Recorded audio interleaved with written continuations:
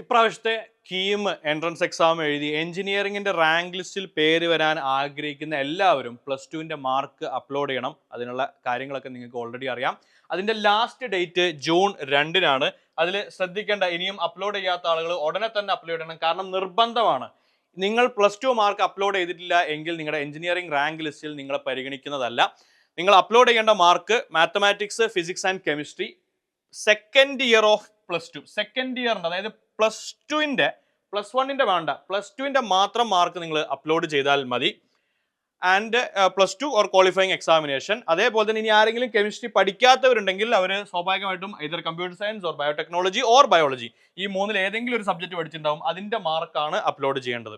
Now എങ്ങനെ mark upload ചെയ്യാമെന്ന് വെച്ച് കഴിഞ്ഞാൽ കീമിന്റെ കാൻഡിഡേറ്റ് പോർട്ടൽ ആപ്ലിക്കേഷൻ നമ്പറും പാസ്വേഡും കൊടുത്ത് ലോഗിൻ ചെയ്തതിന് ശേഷം മാർക്ക് സബ്മിഷൻ ഫോർ എഞ്ചിനീയറിംഗ് എന്ന് പറയുന്ന ടാബ് ഉണ്ടാവും. അതിൽ ക്ലിക്ക് ചെയ്ത് കഴിഞ്ഞാൽ നിങ്ങൾക്ക് മാർക്ക്, അല്ലെങ്കിൽ അവിടെ പ്രത്യേകം ശ്രദ്ധിക്കേണ്ട കാര്യം, നിങ്ങളുടെ ഇയർ ഓഫ് പാസിങ്ങും അതേപോലെ തന്നെ നിങ്ങളുടെ രജിസ്റ്റർ നമ്പറും കൊടുത്തു കഴിഞ്ഞാൽ, year of passing and register number കൊടുത്തു കഴിഞ്ഞാൽ നിങ്ങളുടെ ഒക്കെ +2ന്റെ മാർക്ക് ഡാറ്റ ഓൾറെഡി കമ്മീഷണറുടെ അഥവാ എൻട്രൻസ് കമ്മീഷണറുടെ കയ്യിൽ ഉണ്ടാകും, അഥവാ ഈ പോർട്ടലിൽ അപ്ലോഡഡ് ആണ്.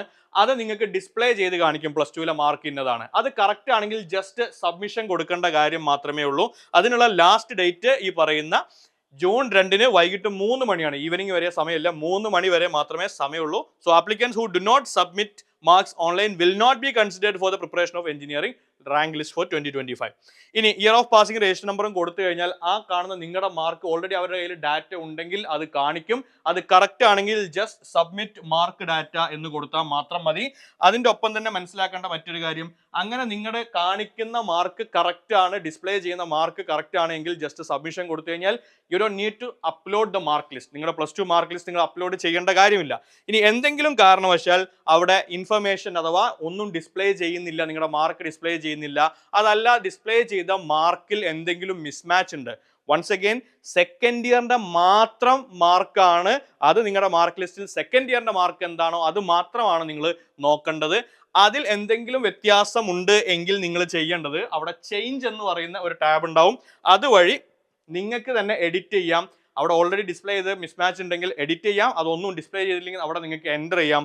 അതിനുശേഷം സബ്മിറ്റ് മാർക്ക് ഡാറ്റ കൊടുക്കുക.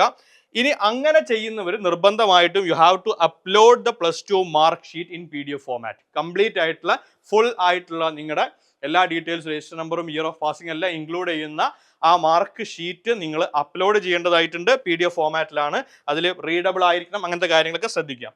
ഇനി അത് കഴിഞ്ഞാൽ നിങ്ങൾ പിന്നെ ചെയ്യേണ്ട കാര്യം, ഈ മാർക്ക് സബ്മിഷൻ കൺഫർമേഷൻ റിപ്പോർട്ട് എന്ന് പറയുന്ന ഒരു റിപ്പോർട്ട് നമുക്ക് ഡൗൺലോഡ് ചെയ്ത് പ്രിന്റ് ചെയ്തോ സോഫ്റ്റ് കോപ്പിയോ കീപ്പ് ചെയ്യണം. എന്തെങ്കിലും ആവശ്യത്തിന് പിന്നീട് ആവശ്യം അല്ലെങ്കിൽ നമുക്ക് പിന്നീട് റെഫർ ചെയ്യേണ്ടി വരികയാണെങ്കിൽ അതിനു വേണ്ടി.